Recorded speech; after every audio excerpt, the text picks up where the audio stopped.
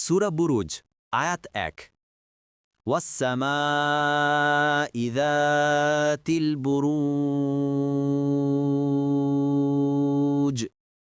অনুবাদ শপথ বুরুজ বিশিষ্ট আসমানের।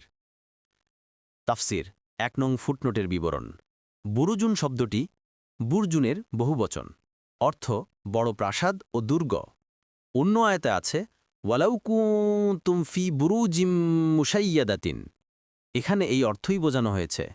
কুরতুবী অধিকাংশ তাফসিরবিদের মতে আলোচ্য আয়াতে বুরুজুনের অর্থ বড় বড় গ্রহ নক্ষত্র। কয়েকজন তাফসিরবিদ গাস্থলে অর্থ নিয়েছেন প্রাসাদ, অর্থাৎ সেসব গৃহ যা আকাশে প্রহরী ও তত্ত্বাবোধক ফেরেশতাদের জন্য নির্ধারিত। আবার কারো কারো মতে এই অর্থ সুন্দর সৃষ্টি, অর্থাৎ সুন্দর সৃষ্টি আসমানের শপথ। তবে ইমাম ইবনে জারির আত-তাবারির মত হচ্ছে এখানে সূর্য ও চন্দ্রের অবস্থানসমূহ, আর তার সংখ্যা ১২টি।